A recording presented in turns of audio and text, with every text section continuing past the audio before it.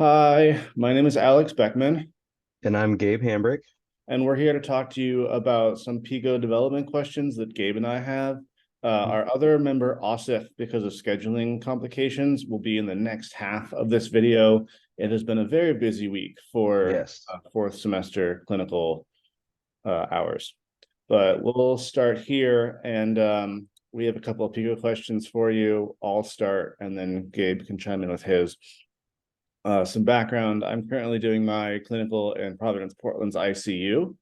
And so my PICO question template is, in ICU patients, how does the use of chlorhexidine caps on central line access points compared to simple alcohol sanitation affect the prevalence of central line infections?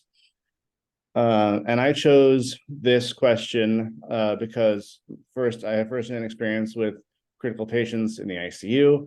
Um, it is a very important problem in terms of morbidity and mortality with the patients.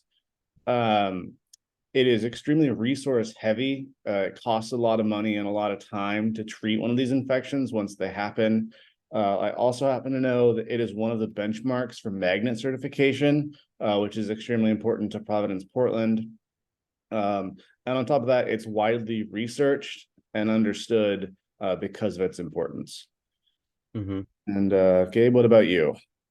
So mine actually came, I think it's interesting that both of our questions kind of catered to our clinical experience because I'm in a med-surg critical step-down unit at Kaiser Sunnyside.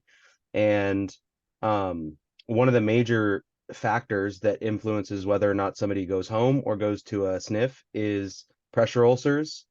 Um, Almost every patient has a specialized mattress for um, pressure distribution, especially because we have a lot of patients who are comatose, who have hip fractures and have trouble moving. So as long as their bed is plugged in, it can help them prevent those pressure ulcers. But I wanted to research whether or not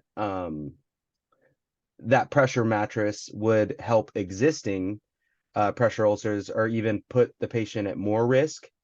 Um, so I just thought it was interesting that we both came up with questions that cater to our clinical experience. Yeah, that is interesting.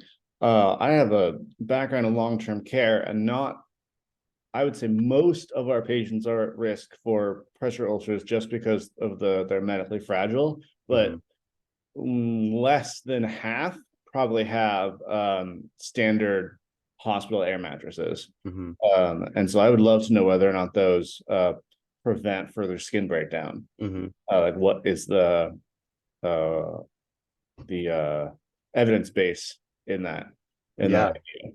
yeah. Um, and so why do you think it's important to you because of patients going home?